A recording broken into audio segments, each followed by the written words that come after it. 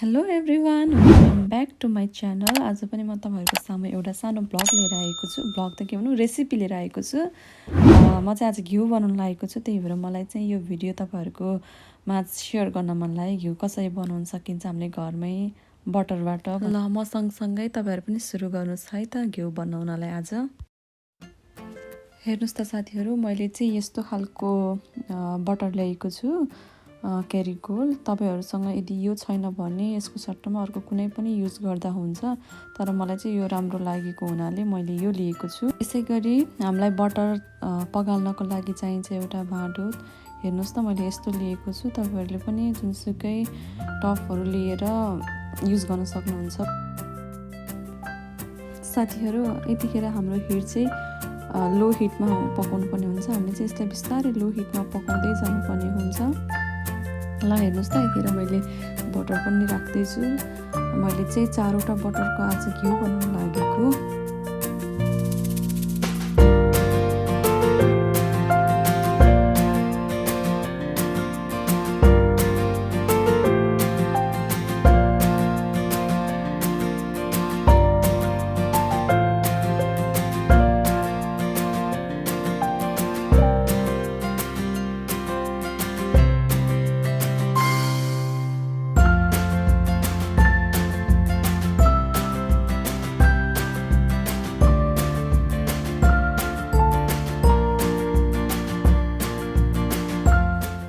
साथीहरू, तपाईँले यहाँ देख्न सक्नुहुन्छ बटर पग्लिँदै गएको छ।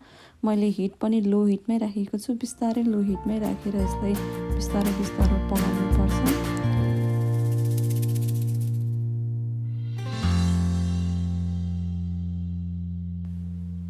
ल साथीहरू, अब यतिको पग्लेपछि हामीले यसलाई बिस्तारै चलाउने, हल्का हातले चलाउने।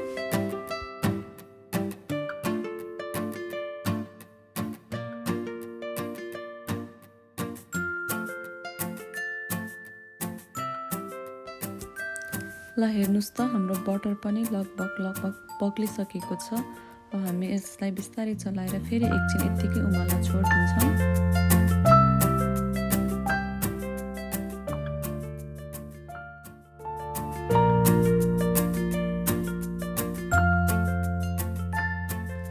हेर्नुहोस् त साथीहरू, यतिखेर हाम्रो बटर पग्लिएर माथि माथि फिज आइसकेको छ। अब यसलाई हामीले बिस्तारै हलुका हातले चलाएर पकाउने। एकछिन यसलाई हामीले हलुका हातले चलाउनु पर्छ।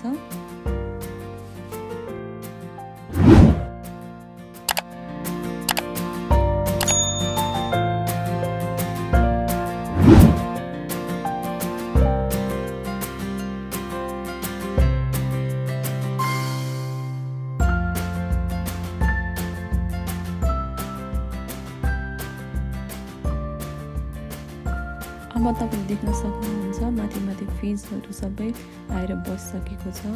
यसलाई अझै हामीले पकाउनुपर्छ। यो फिज चाहिँ मजाले पग्लेर तल फेदमा जानुपर्छ।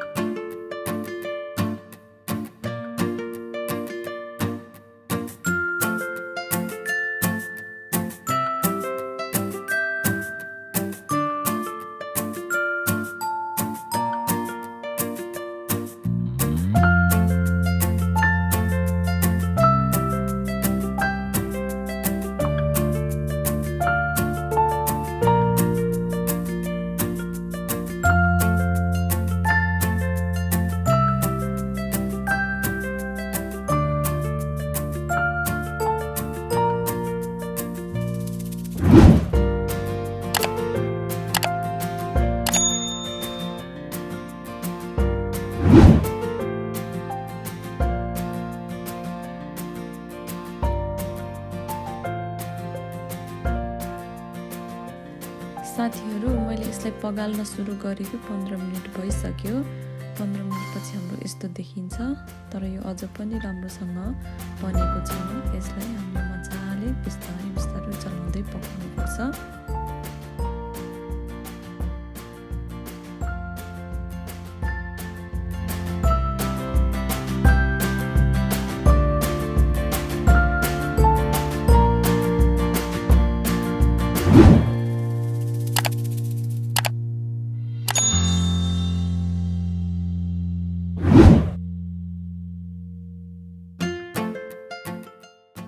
ल हेर्नुहोस् त साथीहरू, तपाईँहरूसँग कुरा गर्दा गर्दै मेरो घिउ पनि बनेर तयार भइसक्यो। म अब हिट अफ गरिदिन्छु र यसलाई यही हिटमा एकछिन छोडिदिन्छु।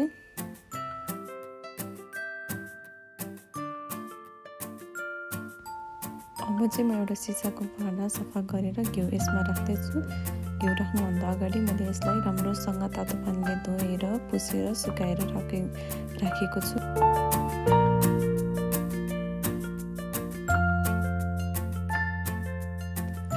ल हेर्नुहोस् त साथीहरू, घिउ पनि सेलाइसक्यो। अब चाहिँ म यसलाई अघि धोएर राखेको सिसीको बोतलमा राख्दैछु। अनि यसको लागि चाहिँ म एउटा छान्ने लिन्छु। तपाईँहरूसँग पनि घरमा सजिलोसँग पाउँछ यस्तो छान्ने। हेर्नुहोस् त, यस्तो छान्नेले म अब छानेर घिउ यसमा राख्दैछु।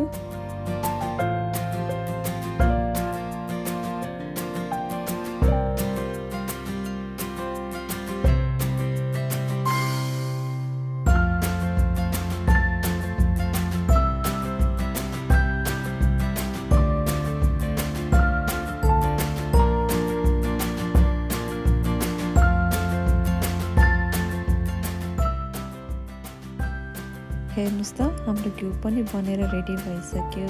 अब म यसलाई एकछिन यत्तिकै छोडिदिन्छु। कम्तीमा पनि म 5-6 घन्टा यत्तिकै राखिदिन्छु यसलाई। साथीहरू, तपाईँहरूलाई मेरो भिडियो कस्तो लाग्यो? यदि राम्रो लाग्यो भने please comment, like, share and subscribe गर्न नबिर्सिनु होला।